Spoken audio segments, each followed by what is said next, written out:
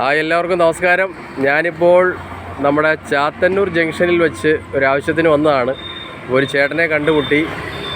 Bhoomikkaran JP Velamanoor. അദ്ദേഹം കാസർഗോഡ് നിന്ന് സെക്രട്ടേറിയറ്റിലേക്ക് ഒരു ശുചിത്വ ബോധന പദയാത്ര നടത്തുകയാണ്. അപ്പോൾ അദ്ദേഹത്തെ ഒന്ന് പരിചയപ്പെടാം. നമസ്കാരം ചേട്ടാ, പറഞ്ഞോ. എന്താണ്? നമുക്ക് പ്രാഥമിക ആവശ്യമാണ് മലമൂത്ര വിസർജനം. ഓക്കെ. പ്രാണവായു പോലെ. ഓക്കെ. അതിനുള്ള സൗകര്യം നമ്മുടെ നാട്ടിലില്ല. ഇല്ല.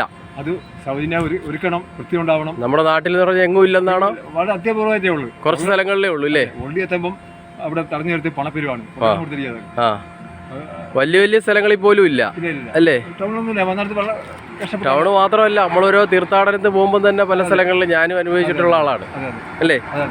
അപ്പോൾ അതിനൊക്കെ ഒരു മാറ്റം ഉണ്ടാവണം അല്ലേ?